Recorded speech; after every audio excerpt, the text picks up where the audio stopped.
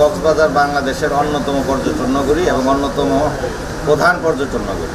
কক্সবাজারের যে মানে শহরের যে নাগরিক যে অবস্থান, সেই অবস্থানে কক্সবাজার শহরের রাস্তাঘাটের যে অপর্যাপ্ততা এবং যানবাহনের যে সংখ্যাধিক্য এবং মাল্টি স্পিডি যানবাহন, এর মধ্যে প্রচুর পর্যটক আসে, বাস ইউজ করে, এখানে ট্রেন স্টেশন আছে, এখানে বিমানবন্দর আছে, আর শহরের ভিতরে এই অসংখ্য ইজি বাইক যে চলাচল করে পূর্ব থেকেই চলে আসছে। তো আমরা জেলা পুলিশ এখানে যে এই সকল মাল্টি ইসের কারণে, যানবাহনের কারণে শহরের একটা অন্যতম প্রধান সমস্যা হয়ে দাঁড়ায় যানজট, এবং এই যানজটটা প্রকট আকার ধারণ করে যখন আপনার উইকেন্ড থাকে, পর্যটক যখন আসা শুরু করে বৃহস্পতিবার রাত সন্ধ্যা থেকে শুক্রবার শনিবার। আমরা এটাকেই অ্যাড্রেস করে প্রথম থেকে আমি যোগদানের পর থেকে আমরা কক্সবাজারে বেশ কিছু শক্ত পদক্ষেপ নিয়েছি। আমরা পর্যটকবাহী বাস, সেই বাসের যে শহরে প্রবেশ, এটা আমরা রেস্ট্রিকশন দিয়েছি এবং এটার সুফল কক্সবাজারবাসী পাওয়া শুরু করেছে।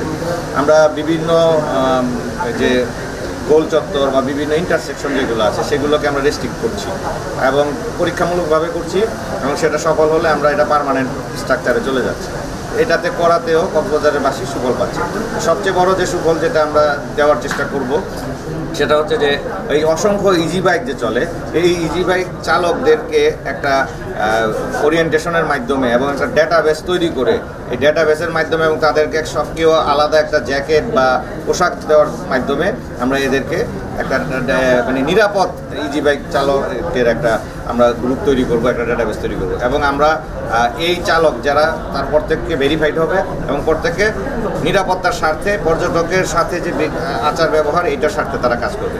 এবং আমরা ইউএনডিপিকে সাথে নিয়ে একটা উদ্যোগও নিয়েছি তাদেরকে ট্রেন করার জন্য, যে মানুষের সাথে, পর্যটকের সাথে কিভাবে আচার ব্যবহার কিভাবে করবে এবং তারা সামাজিক নিরাপত্তায় কী কী ভূমিকা রাখতে পারবে, এই ট্রেনটা আমরা করছি। এবং আমরা আশাবাদী যে এই সুশৃঙ্খল চালকের বাইরে আমরা, আপনারা জানেন যে কক্সবাজারে অনেক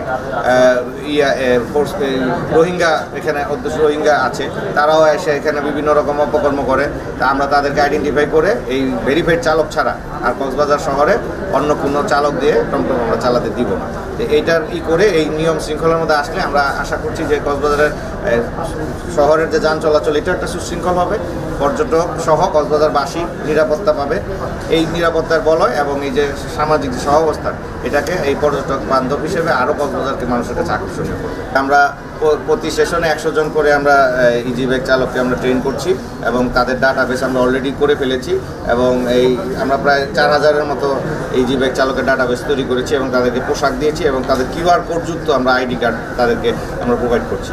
এটা আমরা আরও স্মার্ট করে মানে কক্সবাজারকে যেন একটা আদর্শ পর্যটন নগরী করে তোলা যায়, এইটা আমরা ব্যবস্থা নিচ্ছি। ইতিমধ্যে আপনারা জানেন যে আমরা অনলাইন বাস টার্মিনাল চালু করেছি এবং এটা সুফল কিন্তু কক্সবাজারবাসী অলরেডি ইতিমধ্যে পেতে শুরু করেছে। কক্সবাজারবাসী সহ পর্যটক যারা আপনার পর্যটক আছে তারাও এটা পাচ্ছে।